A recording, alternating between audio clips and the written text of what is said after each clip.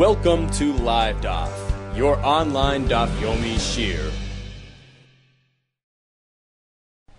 Shalom Aleichem and welcome back to today's Daf Yomi, which is Shabbos Daf Kuf Yud Zayin.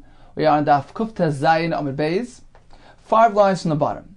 It says the Gemara, Amar Rav Chizda Amar Ukva. He's referring back to the discussion regarding a Korban Pesach, which was brought on Shabbos itself. We know one may bring a Korban Pesach on Shabbos and do the melachos, which are needed to be makriv of that korban.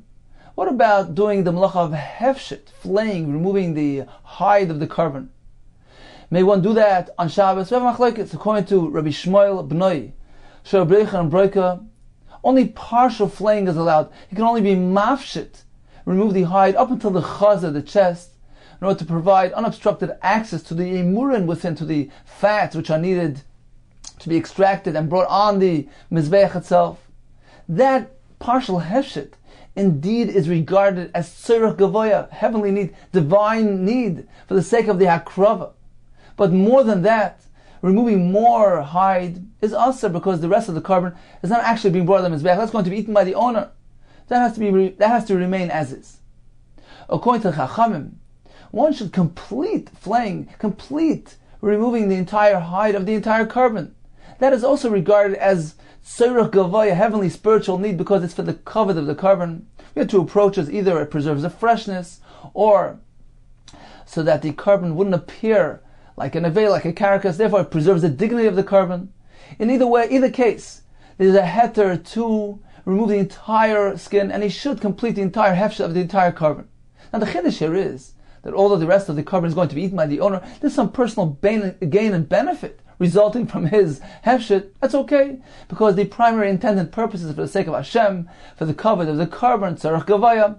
So it's okay, although it includes within it an element of personal gain, personal hana, and personal benefit. Says the Gemara 5 lines from the bottom, Amar Rav Chizda, Amar Ukva. Maya hadrei chavraya. What did his friends, what did the Chachamim, how did they respond? How did they present their opinion? Rabbi Shmuel Bnoi Sherbrecha and Broika. So what did they do to challenge him? How did they bring a raya to their shita? Says the Gemara, they actually brought a raya from our very Mishnah in Masechah Shabbos. This is what they told him. Since we find that one may salvage the tick of the sefer, we learned that one may save kisvei HaKodesh, svarim, from a fire and bring them even to a place which has no erev, special allowance for kisvei HaKodesh. The Mishnah tells us a chiddush. Even when the kisvei HaKodesh are contained in a tick, a container, and even if that container has money within it, it's okay. One can go ahead and be matzel everything in one shot. The kisvei HaKodesh with the tick, with the money. So although there's personal gain resulting, he's saving everything along with the kisvei HaKodesh, that's okay. So you can take him to a place which has no erev. He's actually, appears that he's moving muktzah in some fashion here. So everything is mutter. Why? Because it's for the sake of preserving the sefer. So you see, it's okay. Even though there's some personal element, there's a personal gain that's resulting as well. Says the Gemara, this is what they told him. Since we find that one can save the tick of the sefer together with the sefer, why shouldn't he go and be mafshit the entire Pesach of its oir, of its hide, of its skin? Since he's doing it for tzorech gavoya, it's for the korban's sake. So although there's some personal element here, he's going to eat the flesh, he's going to eat the basar, it's okay because it's still considered to be a korban, and he's doing it for the kavod of the korban. Says the Gemara, how are these two things comparable? Midami, are these things to be compared? Hasam tiltal. In the Mishnah, what are we speaking about? Tiltal, moving something. That's not an issa deiraisa. Hacham malacha. Here we're speaking about actually doing a malacha deiraisa, removing the skin of a korban. Is a malacha of hefshit, of mafshit. How do you know that even in such a case it would be mutter if there's some aspect of personal gain, personal benefit? Omar Vashi, Bertarti Pligi. Actually, there are two things that they are disputing. Chachamim and Rabbi Shmuel have two separate machlokes. Number one, Pligi betiltal, and number two, Pligi b'malacha. So malacha is what we just discussed, whether or not one is allowed to complete the flaying process, which is a malacha. And number two, there's a machlokes regarding tiltal. For instance, if the korban pesach is sitting out in the sun, he wants to move it to a cooler place to preserve its freshness. Now, there's a problem of muktzah. Why? Because if he had partially flayed this carbon, there's some hide hanging, a flap of hide hanging on the carbon, that hide is muktzah. It's useless. It's considered to be muktzah. And the question is whether one can move the carbon now to a cooler place despite the fact there's muktzah attached to it. So according to Rishma, one cannot move the carbon because it's muktzah. And once again, he doesn't regard this activity as tzorech kavaya, heavenly, spiritual, divine need, because this is merely his flesh he's going to eat. It's for his personal gain and benefit. According to Rishma, there's no heter of muktzah here.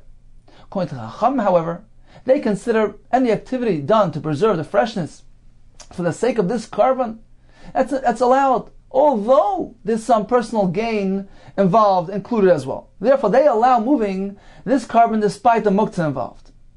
So once again, betarti pligi. They're disputing two things. Pligi betiltel, regarding moving the muktzah, pligi b'malacha, regarding removing the hide. V'hachi ka'amile. Now when the Chachamim challenged him, they were referring to the second aspect, regarding the muktzah aspect. Can one move this carbon despite the fact that there's muktzah involved?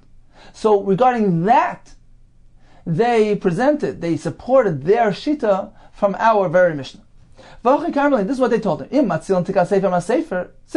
one can be matzil the tick of the sefer with the sefer, so he's salvaging everything together, he's bringing it to a place that has no erev, he can do it because it's being done in one go with the sefer for the sake of preserving the sefer.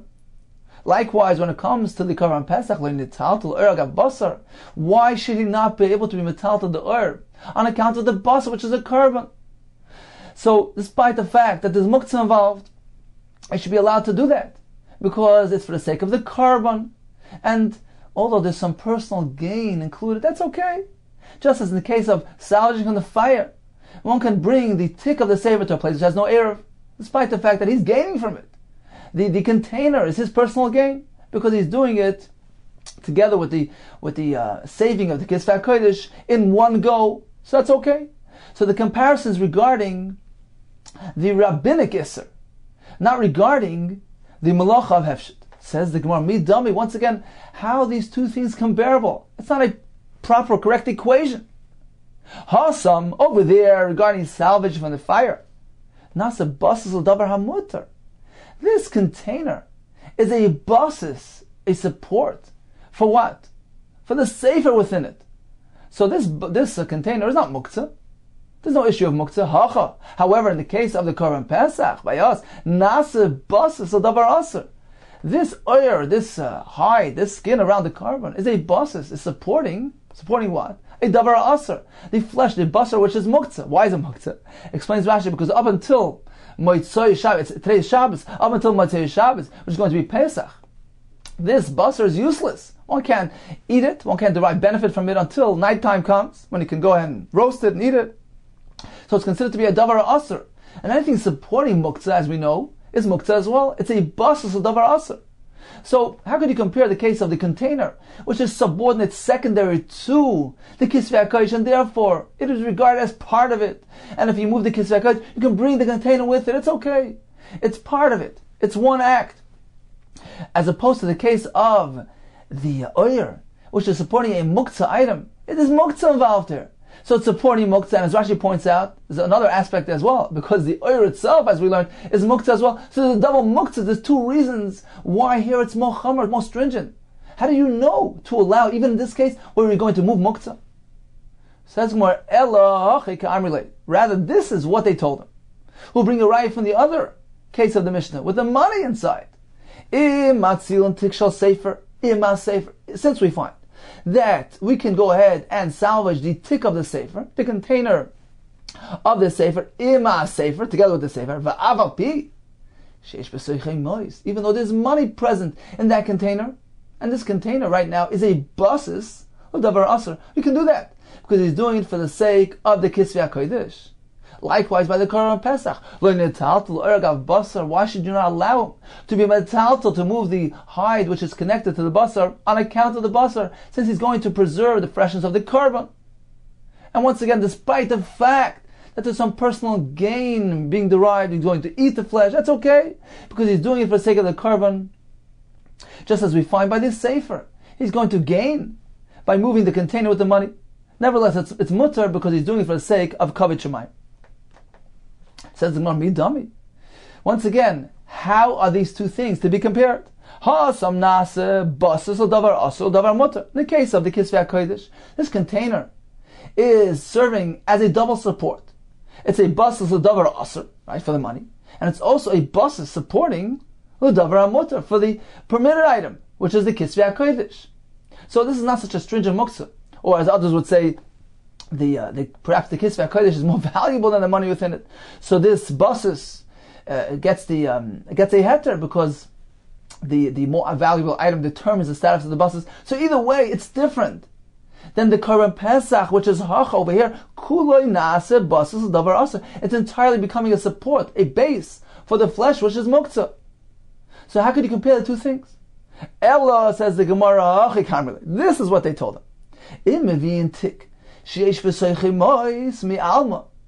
Just as one can bring a container from a different location.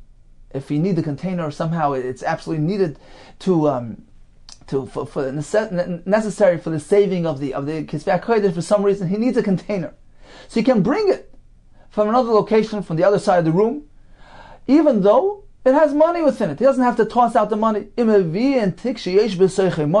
one can bring a tick which contains money within it, me'alma from elsewhere, to salvage within this container the Sefer Torah. So he's bringing a container with money, bringing it over here to the Sefer Torah, putting the Sefer Torah within it, and salvaging in this manner.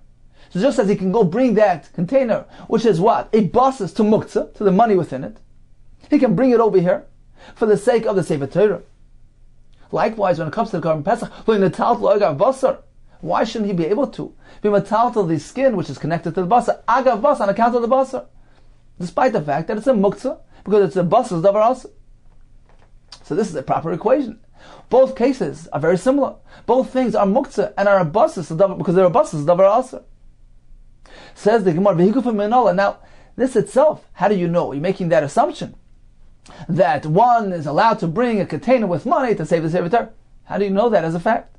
Says the Gemara, perhaps should we say that the way we know this halacha is from the isbei lo shadalu, from the fact that we know that when there is money inside the isbei, from where there is already money within this container, right? The case where the container which has the money with the sefer within it, lo shadilu, he doesn't toss it out, doesn't need to toss it out, right? The Mishnah doesn't require him to spill out the money, right? The Mishnah says one can be matzel the tick of the sefer of the tefillin with the tefillin, even though there's money within. There's no requirement for him to go spill out the money.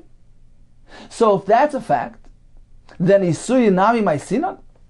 So likewise, we can derive from there that in this case, when he needs to bring a container from elsewhere, he can bring the container despite the fact that there's money contained therein. Is that where you know this halacha from? Just as this is mutter, that's mutter. Says the Gemara, mi dummy. How are these two things compared? In the case of the Mishnah, when the container has two things, it has the sefer and the money within it, there's no requirement to spill out the money because we don't require him to linger around and to take his time. Why? Because in the meantime, nafla dleika, the fire will catch on to the sefers. Therefore, he's got to hurry up. There's no need for him to go spill out the money. Therefore, there's a special allowance. But how could you compare it to allowing one to actually bring a container with money from elsewhere? Hacha, over here, in the meantime, as he's coming and walking over, lish dinan, he should go and toss out the money. So you're working with that assumption, that's mutter. How do you know that as a fact? So how could it bring a raya from something which is really unsubstantiated? Says the Gemara, Ella Omar Mabar Vashi. What was the challenge? What was the argument that Chacham presented to Rabbi Shmuel? Was as follows: La'olam, really, let's go back to the way we originally said that the discussion, that the argument which the Chacham presented to Rabbi Shmuel was simply regarding the question of hefshet. Can one complete the flaying or not?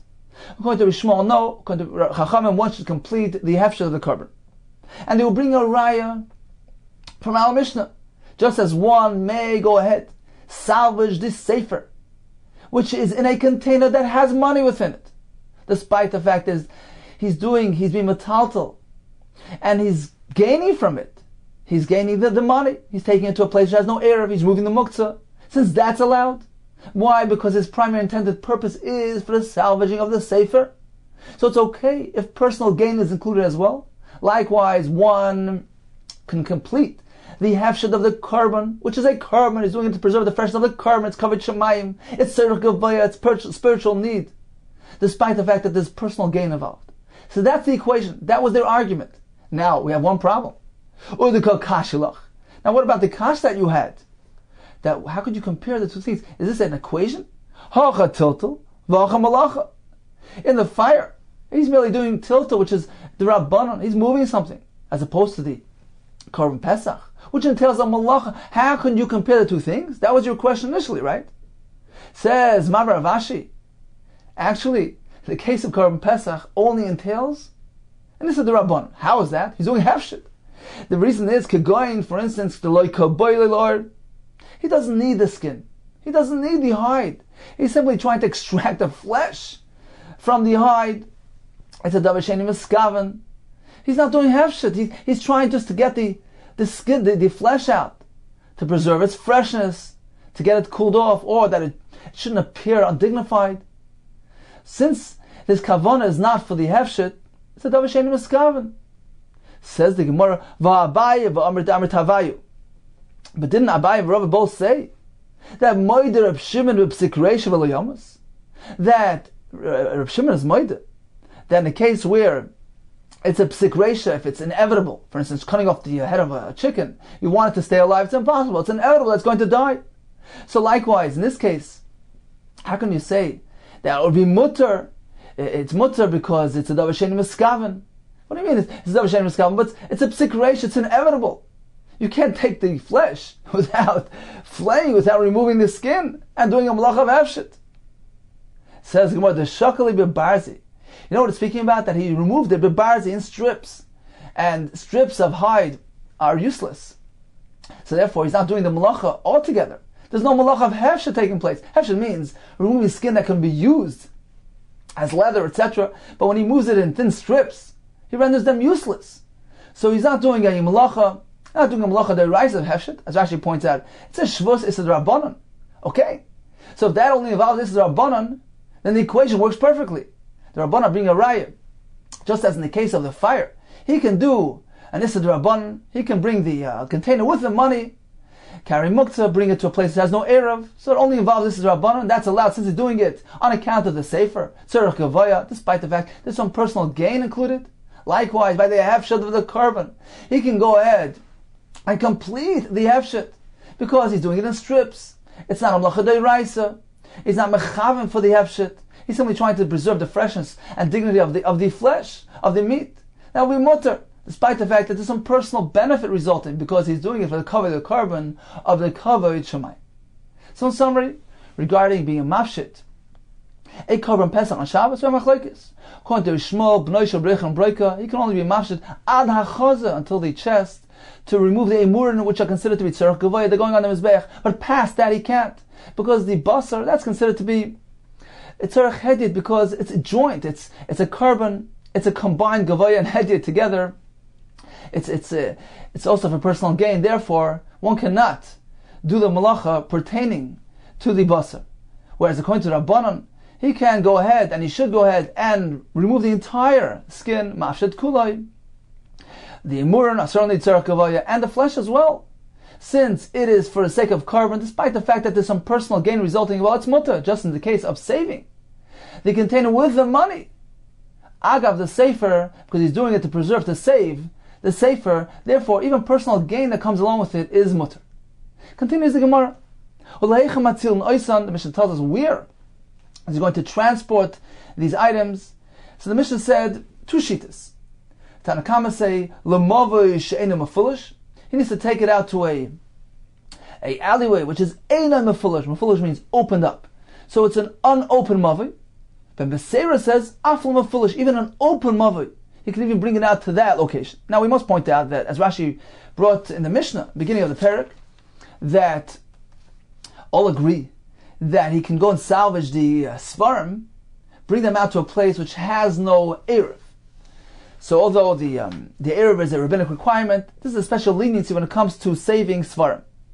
Now when we speak about a Mavui, so actually the Erev was called Shituf.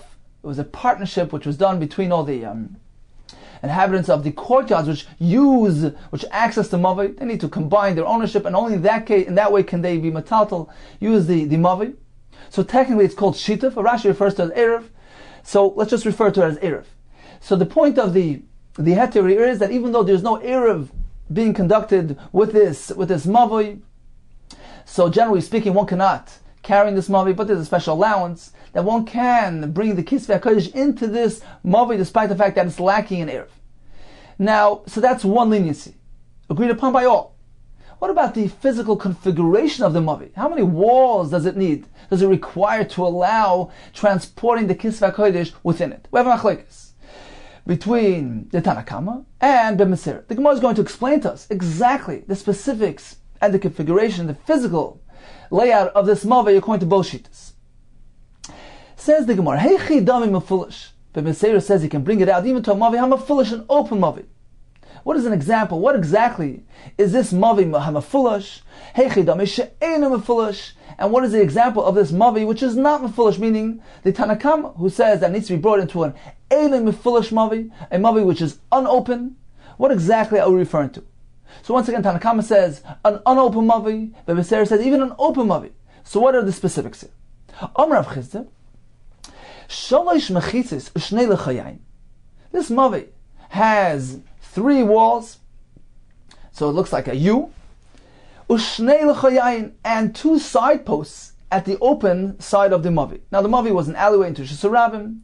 Chachamim required some sort of sign of separateness to separate the Mavui from Shesarabim in order to allow carrying in the Mavui. So it shouldn't be confused with Shesarabim, can carry here, can carry there. No, they wanted to separate the two things.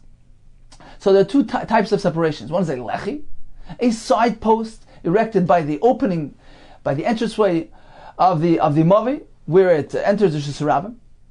And there's something called a kaira, a beam lying across the entranceway. So these things, they separate the Mavui from the Shesarabim. They call attention to the fact that it's a separate area, and according to some, it's considered like a mechitza. Either way, the point is that this is mata, this allows carrying within this Mavui. Now, there are various shittas regarding the requirements, as we're going to see.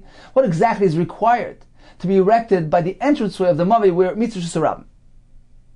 Says Rav Chisda that the both shittas in our Mishnah are actually based on, are concurring with the shitta of Rabbi Eliezer, who requires as follows.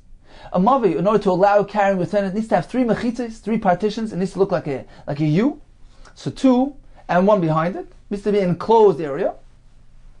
And there needs to be 2 side posts erected by the entranceway of the Mavui where it enters when it meets Shesarabim. That's the standard requirement for a Mavui.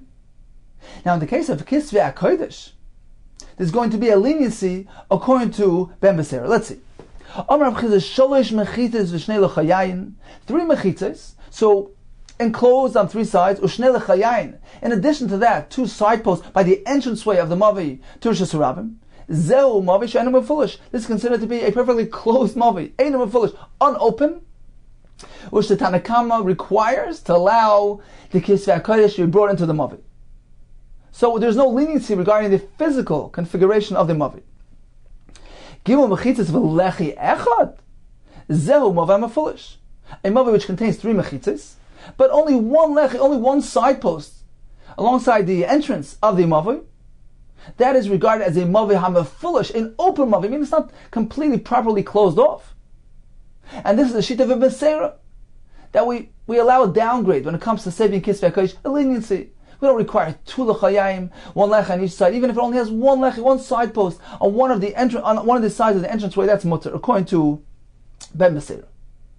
V'tarvaya ali with Rabbi Eliezer, and both Tanna Kama and Ben Meseira are both basing their views. They're both following. They both concur with Rabbi Eliezer, who generally requires 2 side posts, 2 lechayim, 2 lechis. This is not as we find in the following Mishnah. Various shittas regarding the requirements, the ordinary requirements, the typical requirements of a mavi for carrying. Hechsher mavi, what fixes the mavi, what allows it to be used for carrying. One needs to make a lechi, a side post, and also a kura, a beam on top of the entranceway. With one or the other. Either a lechi or a kura is sufficient. He needs two side posts. So we're following Shita Reb Eliezer, who generally requires two side posts. So according to Tanakama, that is required here as well. It needs to be a mavi she'enim mefulish. Once again, she'enim mefulish means it's unopen. It means totally shut, totally surrounded, properly closed off. With tulachayim, as a typical mavi requires. There's no leniency regarding the physical configuration of the mavi. According to Rebbe Seira, aflim mefulish. He can go salvage those kisvei HaKodesh, those svarim, even to a mefulish mavi, even an open mavi. What does he mean? It doesn't mean totally open.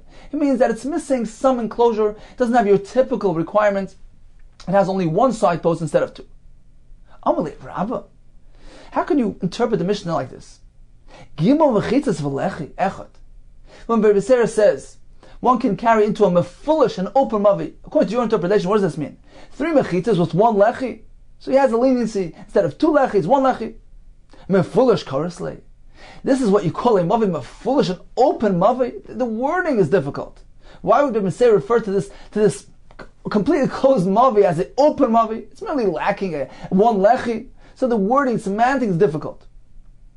Additionally, halacha question. L'Rabbanan not to l'soicha ichel mashkin. According to the Rabbanan, meaning the Tanakama, who is speaking about a fully enclosed mavi, 3 mechitzos, 2 l'chayayim by the entranceway, so it's a properly enclosed mavi. The only thing it's missing is the erev. Now, why do we find, when it comes to saving oichel mashkin, and the Mishnah Daf Kuf Chaf, that the Chachamim say, look, you can be matzal the oichel mashkin, food stuff, food and drinks, from a fire, into a chotzer mu'ureves. Why does the Chacham need to stipulate that it needs to be brought into a chotzer mu'ureves? Which sounds like a whole new type of place, a whole new entity. What's wrong with this mavi she'enim mefulish, which is fully enclosed? It's lacking an erev. Fine. So Chacham should say, well, he needs to have an erev. But why do they need to stipulate that the oichel mashkim, unlike the kisei HaKodesh, that can be brought into saved into a mavi she'enim mefulish? You should know the oichel mashkim, they need to be brought into a chotza hamureves. Well, if we're speaking about a fully enclosed mavi, which is merely lacking an erev, so why can't you bring the oichel mashkim into the same location, provided that it has an erev? So it's a wording, it's a semantics problem. Why did the Chachamim use the term l'chatza moreves? Let's see inside. V'oid, additionally, the Rabbanan, who are speaking about a fully enclosed mavi, not to l'soicha oichel mashkin. One should be allowed to transport even oichel and mashkin, food and drink, into the same location as long as it has an erev.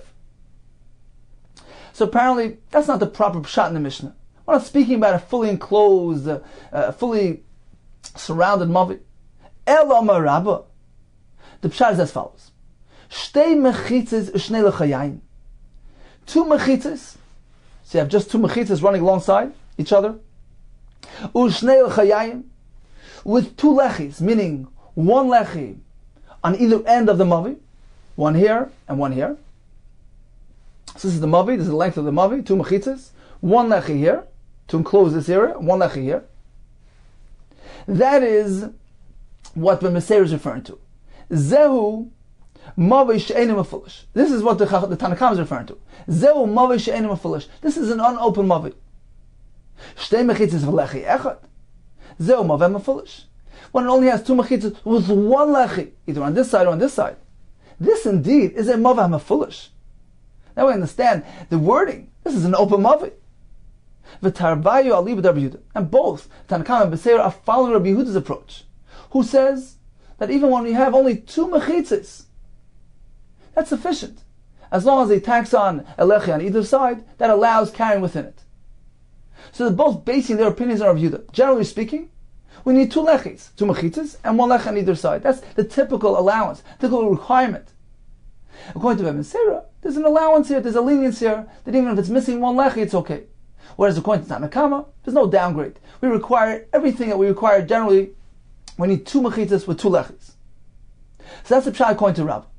Not that they're basing their opinion on Rabbi Eliezer, but rather according to Rabbi Yehuda. V'tarvaya LIVEDAF Yehuda. They're both following Rabbi Yehuda's shita. The Sanya has one to the Bryce. Yosser Kenem Rabbi Yehuda. Additionally, Rabbi Yehuda said, Mi sheyesh le shnei batim. If one has two houses, b'shnei tzidei Rishus Rabbim, on both sides of Rishus Rabbim. So picture Rishus Rabbim running between two homes. So there are actually two mechitzas surrounding this virtual alleyway here. Says Rabbi Yehuda, carrying can be allowed within this enclosure, provided he adds something. So he makes a lechi on one side, a lechi on the other side, or a kair on either side, and he can perfectly carry inside. It's perfectly fine. It's a perfectly enclosed area. Chacham responded to him, two mechitzas, they don't make a Rishus HaYachid. One cannot make an Erev Rishus Rabbim in this manner. But in any case, Rabbi Yehuda says he could. As long as there are two full mechitzas, and he adds some additional add-ons, lechis and kurs, then it allows carrying within it. Says Rabbah, our Mishnah is concurring with Rabbi Yehuda's opinion. Generally speaking, two mechitzas and a lechi on either side or kur on either side is sufficient to allow carrying within it. And indeed, the Tanakama requires that. He says to save even kisvei HaKodesh, one needs a fully enclosed area. All the physical configuration requirement that are required generally are required here as well. It needs to be a mavi she'enim mefulash. So this is the mavi, and it's enim mefulash, meaning it's not open. It's properly enclosed, properly configured. There's a lech on either side or a kur on either side as required. According to Ben Beseira, aflu mefulash, even a open mavi, meaning even if it's not properly configured, even if there's only one lechi on one side, or a kur just on one side, it doesn't conform to the standard physical configuration of carrying allowance. Nevertheless, here it's mutter because it's a kisvei HaKodesh. Says the Gemara, okay, so you understand, you answered the first kasha. The kasha was, why does Ben Beseira refer to this as a mavi hamafulash? Yeah, because unlike in the earlier pshat, when we're speaking about a mavi which had three walls, that's not an open mavi. Why does it refer to it as an open mavi? In contrast to that pshat, and according to this pshat, we're speaking about it really has two full walls. That's called a mavi hamafulash. It has two walls with only one lechi. That's an open mavi. So indeed, according to Ben Beseira, one can carry the kisvei HaKodesh even into this mavi hamafulash, this open mavi. Amalei Abaye, however, the second kasha is still difficult. According to you as well, according to your pshat, Rabbi's pshat. What about the second kasha? The Rabbanon who require a fully enclosed mavi needs to be two mechitzos with a lech on either side, which is standard procedure. The only thing lacking here is the erev, right? There's no shituf in this mavi, there's no erev. So when it comes to oichlin and mashkim, there's no allowance. In contrast to kisvei HaKodesh, where he can bring it even to a place which has no erev, oichlin and mashkim need an erev. So why didn't the Rabbanim merely say, you know what, bringing the food here, provide there's an erev? Why did they have to go ahead and stipulate and say, well, food and drink only brought into chatzar mureves? Why not into this mavi, which is a properly enclosed mavi, two mechitzas with two lechis? Just add the erev. According to you, it is also difficult. According to Rabbanan, he can go ahead and transport and salvage into this mavi food and drink, provided there's an erev there. So why did the Chacham indicate otherwise? It seems like they don't want to use this mavi for food and drink. Elo Maravashi. This is going to be the third pshat in the Gemara. Let's go back to the first approach that Tanakama and Ben Beseira both hold, like Rabbi Lezer, that to allow carrying in a mavi, you know what you need? You need three mechitzes. It needs to be surrounded from three sides, plus two lechis, two side posts at the entrance. That's a general requirement. In the case of kisvei HaKodesh, there's a downgrade, there's an allowance. There's a leniency applied.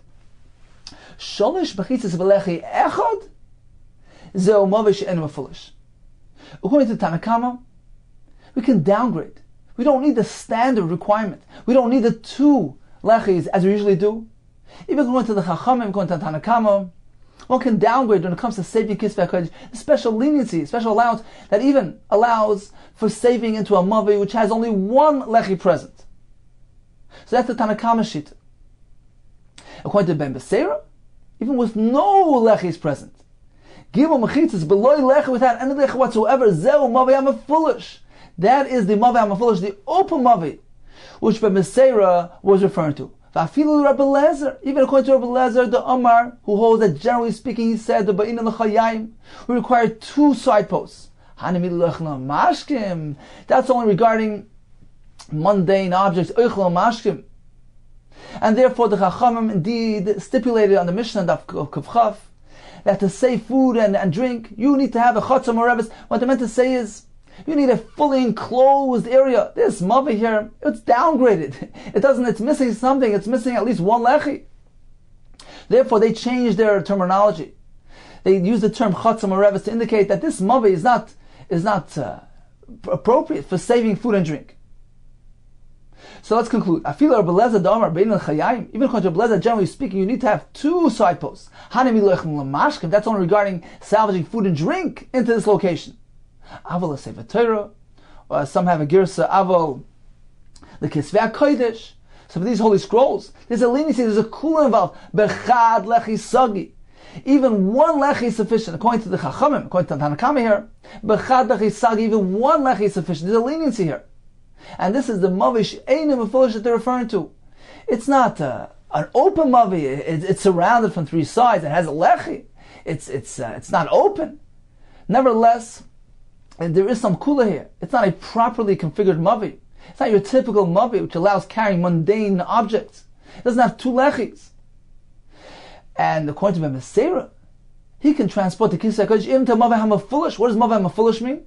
It means that it's lacking both side posts. It's fully open to this, surrounded to the street. It's exposed to the street without any lech, without any side post. So we answered both kashas that we had. We had a kasha, why does the B'Meseira refer to it as an open mavi? Yeah, it's open because at the opening, at the entranceway, there are no side posts whatsoever. It's fully exposed and open. The second kasha was, according to the Chachamim, why can you not bring food and drink into this mavi provided there's an erev? Yeah, because this mavi is missing something. It's missing a physical feature. It's missing one of the lechis that are required. Therefore, one can only salvage Kisvei HaKodesh into this mavi, but not food and drink. So in summary, the way the Gemara concludes that both shittas, Tanakam and B'Meseira, are going according to shittas Rabbi Lezer, which generally requires for the hechsher mavi, for the allowing of the carrying of the mavi, what does need to be done, what configuration, what addition, what hechsher, what tikkun needs to be done for a mavi to allow carrying. Generally speaking, the mavi needs to have 3 mechitzas and 2 lechis at the entranceway. And indeed, regarding saving food and drink, the Chachamim maintain that is only allowed provided it's a full-fledged mavi, a proper mavi, which has 3 mechitzas and 2 lechis. That is Shittas Rabbanan later on Daf Kufchaf.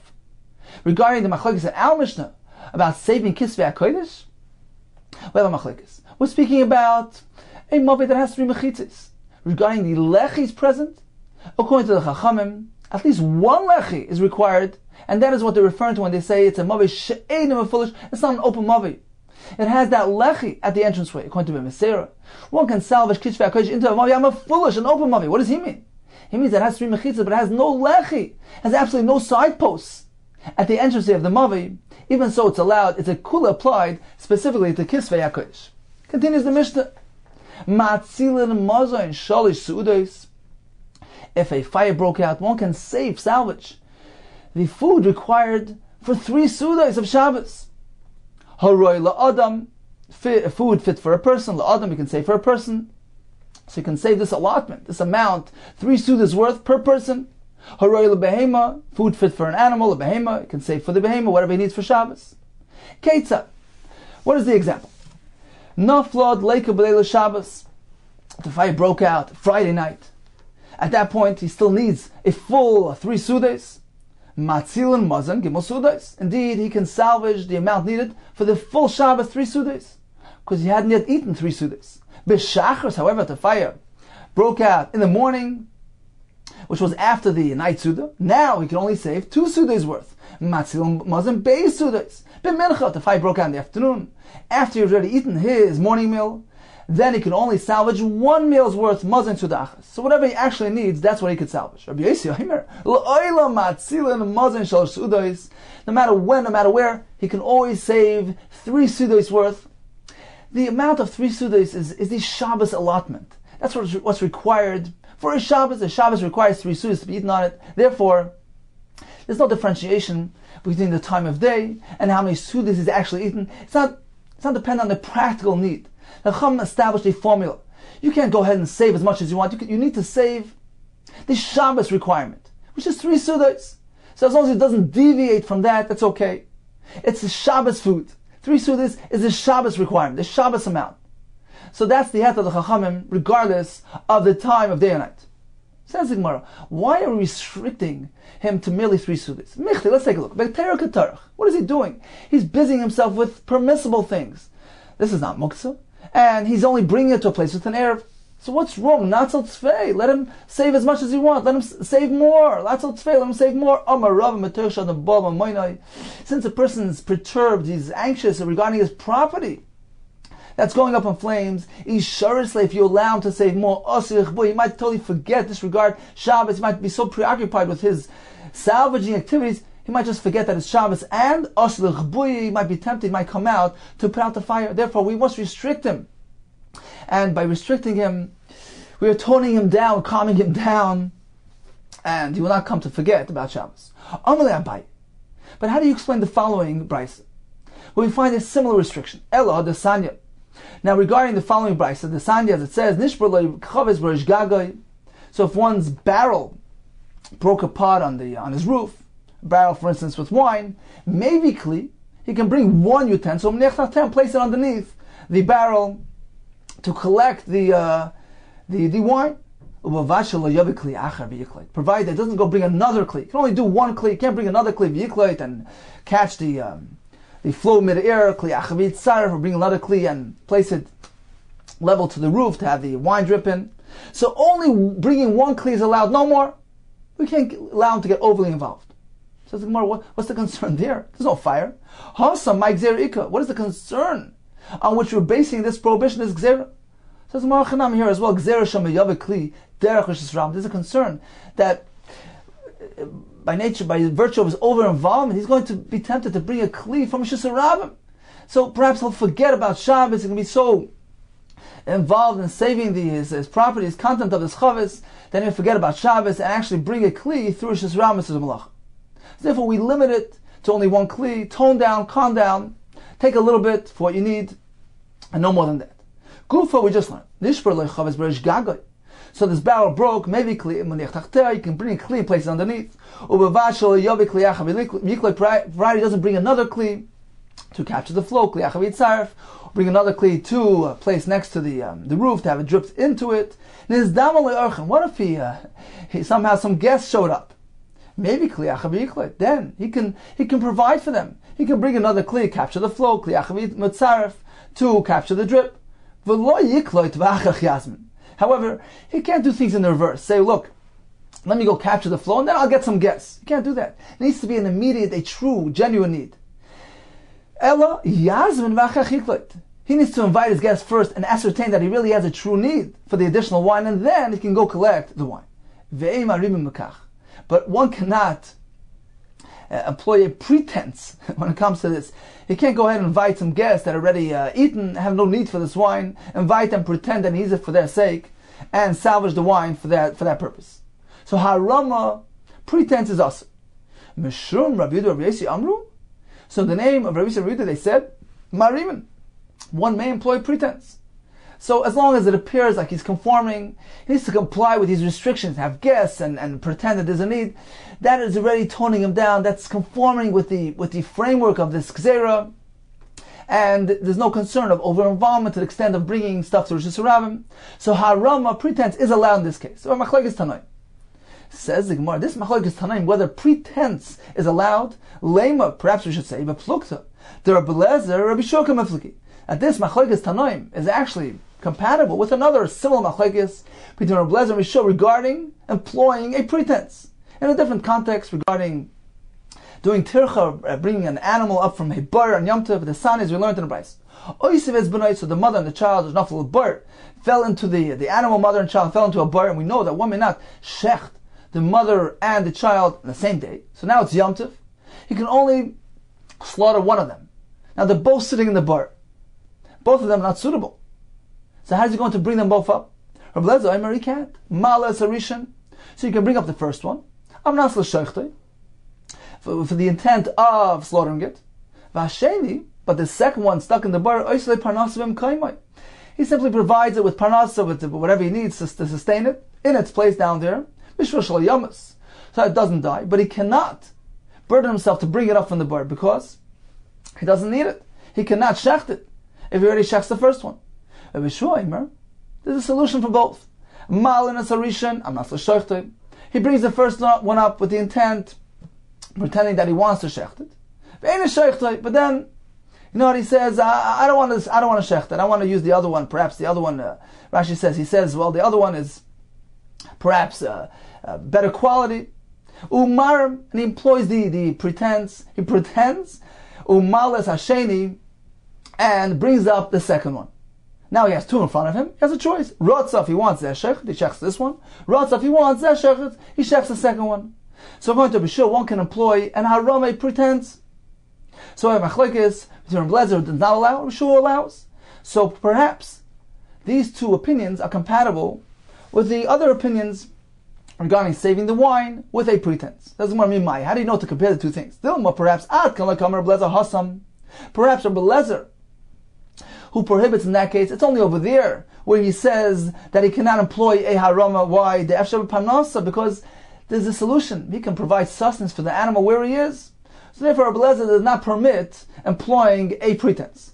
Avalach, in the case of the wine which is dripping away and getting lost, there's no alternative here.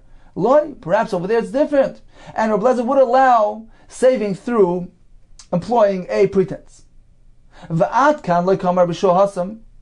And this that Rabbi Yeshua allows over there, perhaps that's only Mishum Deika Tzar Ba'alei Chayim, because there's this pain, there's this tsar for the Baal Chai who is sitting in the bar there. So perhaps for that reason, he applied a kula and allowed harama to be applied. Aval Hachav, in the case of the wine, there's no living creature, the Leikat Tzar Ba'alei Chayim, there's no tsar for a living creature. Loi, perhaps over here he would not allow. Therefore, perhaps these two discussions are unrelated. And in summary, we have two shita, we have two cases. We have a machlekes regarding harama. One is regarding the wine, one is regarding the animals in the bar and Yom Tov. The Gemara concludes that the two discussions seem to be perhaps unrelated. Tana Rabban, we learned in a brayso. We're going back to the case of salvaging food from a fire. Mishnah told us you can only save the amount needed for 3 sudei. Says the brayso. Hitzel pas nekia. What if he saved clean bread, high quality bread made from refined flour? Ain't matzel pas hadra. He can go back and say, well, I like to have the other bread as well, the lower quality bread made from unrefined flour. It's obvious that he's simply trying to protect and save his property. It's not for immediate use. It's not for Shabbos use. Why would he need inferior quality bread if he already has high quality bread? So he can't do that. But in the reverse, it's mutter. Let's say initially he saved pas hadra, the lower quality bread. He can go back and salvage high quality bread. He can say, well, I'd like to have the better quality bread for my meal. Pas hadra. So initially he took the low quality bread. Matzil pas nekia. He can go back and salvage the high quality bread. Continues the brayso. Umatzilim Yom Kippurim l'Shabbos. So let's say there's Yom Kippur and tomorrow is Shabbos. On Shabbos he can't bake bread. He can't prepare his meal. So if the fire broke out on Yom Kippur, he can salvage for the sake of tomorrow, for the sake of Shabbos as well. But he cannot salvage on Shabbos for the sake of Yom Kippur, which falls out after Shabbos, as Rashi explains, because he doesn't need to eat it tomorrow. It's Yom Kippur. He only needs it Mitzvah Yom Kippur, which is weekday. Let him go ahead and bake his bread then. So therefore, he cannot salvage from today for Yom Kippur. Needless to say, certainly he can't save on Shabbos for the sake of Yom Tov, which is tomorrow, because baking on Yom Tov itself is mutter. Nor can he save from this Shabbos for the sake of the coming Shabbos, or some versions say for the sake of the coming weekday. Tan Rabbanan, we learned in the brayso a similar concept of salvaging the amount needed for 3 sudis. The brayso says, Shochach pas betanar, the kiddush al vayom. Let's say it's Shabbos, kiddush al vayom, it's Shabbos, and he reminds himself, oops, I left the bread baking in the oven. Shochach pas betanar, the kiddush al vayom. Now, what's the problem here? What's entailed here? So we're going to learn something that there's an issa d'Rabbanan to go ahead and peel the bread off the oven. So it's an issa d'Rabbanan. Nevertheless, the Chachamim applied a leniency, a kula, Matzilin mazon shal sudos. One can go ahead and save, take from the oven, take out bread needed, required for 3 sudas of Shabbos. And he can turn to others as well and say, Bayu vatzilochem, come, save for your sake. Go save for your needs. However, when he goes in and removes the bread off the oven, they used to peel it off the wall of the oven. Lo yarde b'marde, he shouldn't go ahead and peel it off using a paddle, which was the typical tool used for peeling off the bread. Ela b'sakin, rather, he should use a knife. He should deviate from the way he usually does it. Says the Gemara, Eini, is that so? Is that a problem, using a marda? We learned in this brisa regarding the malacha on Shabbos, Lo yisasa kol malacha. The pasuk says, don't do any malacha. Now the pasuk specifically uses the word malacha. This excludes yotza, tkiya shofar, blowing a shofar, diasapas, removing the bread from the oven. These are not malacha. Shi chachma. This is merely a chachma, a talent. Veina malacha. That's not considered to be a malacha. It's not also deraisa. Rather, it's only a derabanan. Now, so Chacham allowed. They provided this allowance of removing 3 sudos worth. So they did away with their isser and allowed one to remove 3 sudos worth. So they did away with the isser derabanan. So what difference does it make if he's using this tool or that tool? In either case, the Chachamim allowed. Says the Gemara, nevertheless, kama the efshel shanuyim mishaninin. As much as we could be mashana, deviate from the way it's normally done during the weekday, we're meant to be mashana to deviate. Therefore, rather than using the tool, use a knife. So, in summary, we learned in the Mishnah, one may save from a fire the mazain required for 3 sudos, according to Rabbi Yossi, regardless of what time, day or night it is. This formula of 3 sudos is applied throughout the entire Shabbos. He's saving the Shabbos allotment, which is 3 sudos. We learned likewise, when a chavis of wine broke apart, he can salvage with 1 kli, but he can't bring any more. There's a concern that he might bring it through Shesarabim. If he has guests, then he can salvage more. Regarding employing a pretense, going ahead and inviting guests that don't really need it, we have machlekes. Regarding bread in the oven, and Shabbos comes around, he can go ahead and remove 3 sudos worth. The Gemara tells us he's meant to use a sakin, so that it's done differently than an ordinary weekday. Continues the Gemara. Amar Rav Chizda, La'olam yashkim adam lo'itzah Shabbos. A person should always seek to get up early on Friday morning to tend to the Hoitzah Shabbos, to the expenditures of Shabbos, to go shopping for Shabbos. Shenemar, as it says in the pasuk, by the Midbar. V'haya b'yom hashishi, this was Friday. Ve'echinu, they should prepare Eisa sheyaviu, what they're going to collect. This is the man which needed to be ground up, cooked, baked. So the man that's going to be collected, they should prepare it. Now, when does the collection take place? Early in the morning. The pasuk joins together the preparation with the havo, with the collection. Apparently, it's coming to teach us la'alter. It's meant to take place immediately. You collect, and then you begin the preparations right in the morning. Amar Ba'ava, we learn another halacha from the man. B'Shabbos chayav adam liftsoya. On Shabbos, one is obligated to make the bracha b'amoitzi al shtei kikros, on 2 loaves of bread. D'chsiv lechem mishnah, because on Friday a double portion of man fell in honor of Shabbos, since there was no man on Shabbos. So therefore, we make that commemoration for the nace that happened, and we make a mitzvah on 2 loaves of bread. Omar of Ashi, Chazine li Rav Kahana. I saw Rav Kahana did as follows: the naka tarti, he took 2 loaves in his hand, but he only sliced 1. Omar, he said log tu ksiv. It says log tu lechem mishnah. They gathered a double portion. So I gathered 2 loaves, but they actually slicing. I'm only doing 1. Says the Gemara, Abzera have a batza akulo sheirutze. He would slice a large slice, which was sufficient for his entire meal. Amar le Ravina le Rav Ashi. How come he's doing this? It doesn't seem to be proper. But Michsik Rav Sanusa looks like gluttony, taking such a large slice.